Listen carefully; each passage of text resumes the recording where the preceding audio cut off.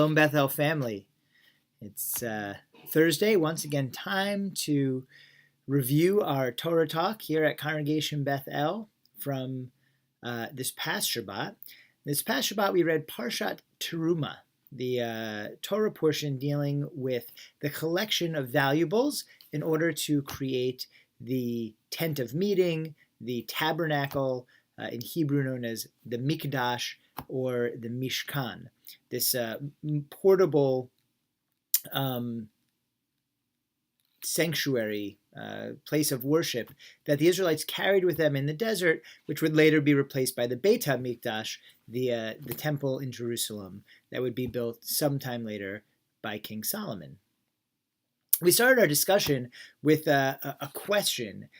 Did people feel pain in the Garden of Eden? Seems like an odd question, but think about it. We talk about Eden as a paradise, and in many ways it was. We didn't have to worry about food. We didn't have to worry about clothing. We didn't have to worry about attack from the outside, right? But we were still people in Eden. If Adam or Eve stubbed their toe, I'm pretty sure they still said, ouch. In fact, pain is part of what it means to be human. So if Adam and Eve were human, then we have to assume they felt pain, even in the Garden of Eden. Being in paradise, according to the Torah, does not mean living in a world with no pain. It just means living in a world where we're able to find the beauty and the holiness even with the pain. Why do I mention this? There's a series of midrashim, these rabbinic stories about the Torah, that talk about making the connection between the Garden of Eden and the Beit HaMikdash.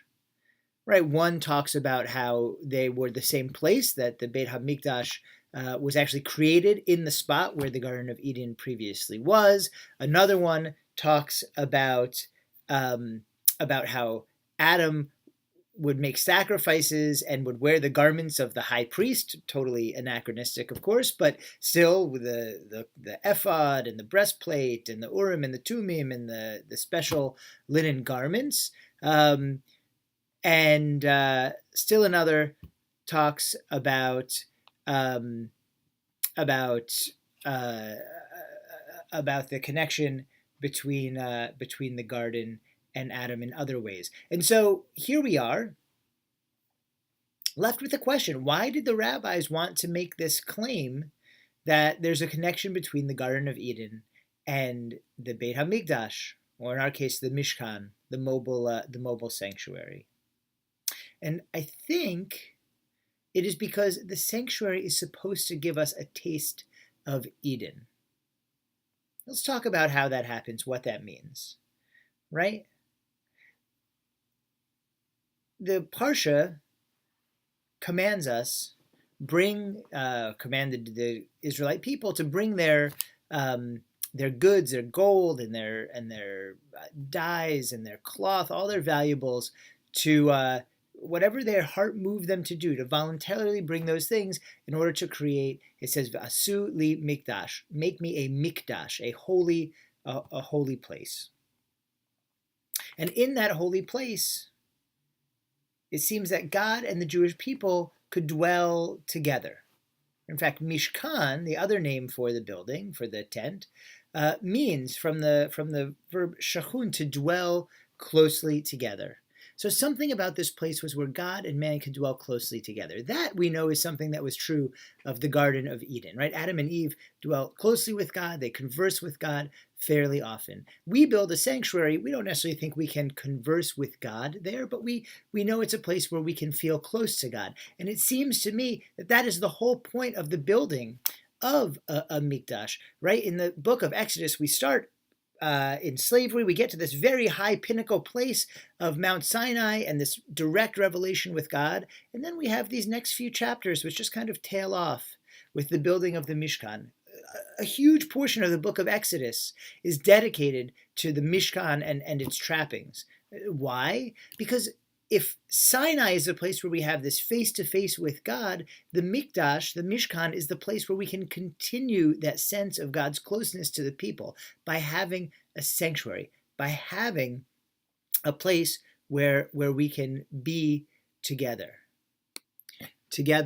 with God and together as a people, thinking about God, thinking about righteousness, thinking about what is holy and beautiful in this world and how to promote more of it. So why am I particularly feeling the need to talk about this on this past Shabbat? Why did we have this discussion this past Shabbat? You know, these past few weeks have been very difficult for me, and I know for so many of us. There have been horribly shocking incidents, some that are sadly no longer horribly shocking, right? No longer horribly shocking. This mass shooting in Parkland, Florida. Still with the power to shock. 2 weeks ago, now in the video, it'll be 3 weeks ago, we listened to hundreds of girls and young women testifying about this despicable doctor who abused them as he was supposed to be providing them with medical treatment. And then there's all the other just chaos all around us that we're constantly bombarded with from the media, and all of that is out there. And it's bombarding us constantly. And as much as we look outward for comfort and for solace, we are bombarded back with chaos and with madness. And it is so hard, so difficult to find the holiness and the beauty in the world at moments like this, no less to promote more of it. So what is the Torah telling us to do in Parshat Terumah? It is telling us, no, don't look outward. Outward, you will only find madness.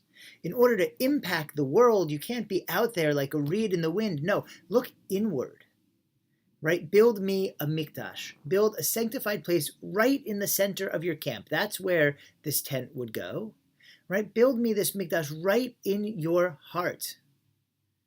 And how will you do that? You have to voluntarily bring everything you have, everything valuable.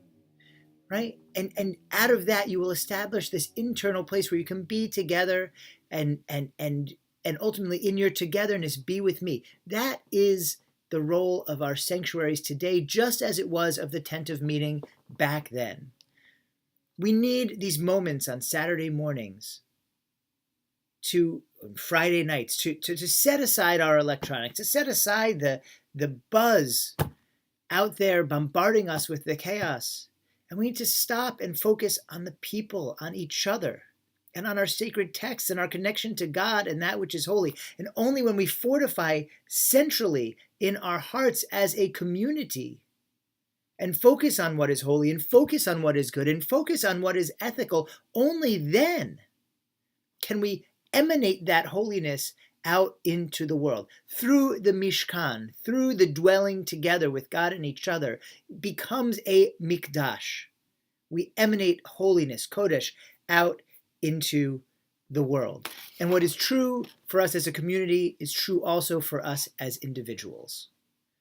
Right? We need to focus internally on what's in our core, on what matters to us, on what is holy in our lives and around us, our children, and Torah and education and living ethical lives and sensing the beauty in the world all around us. When we come together, focus on that, even individually, not coming together, even individually, we focus on that in ourselves.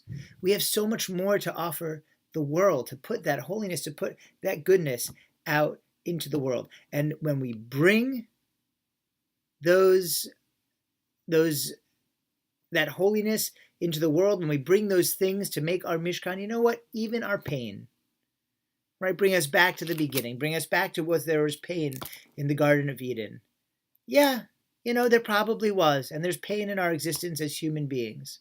When we come together and even bring our pain, to share our pain, that's where we find healing. That's where we can bring this holiness into the world.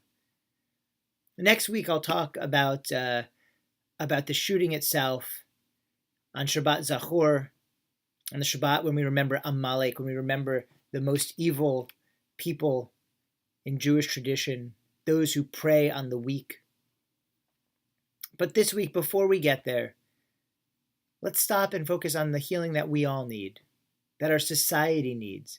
And remember that a Mishkan and a Mikdash is all about how we, by focusing internally on bettering ourselves and bettering our communities, that all that will add up to a better world. We need to focus inward so that we can do good outward. And ultimately, that's what the Mishkan and the Mikdash is all about. May we all find our ways to do that, to find the holiness in our lives, to grasp onto it, to hold it dear, and ultimately to use that as our strength, to put more goodness into the world, to put more holiness into the world, to support the things that are worth supporting, like our children, and ethics, and a society that cares, and a society that takes action when things are wrong. And through that, may we all find the healing that we need in the face of these terrible disasters that we are witnessing, these awful crimes, time and again. And through that, may we all find peace. May we all find our Mishkan, our place to dwell together, and our Mikdash, our place from which holiness can emanate into the lives and into every life. May we all find that place very soon. And we'll see you next week.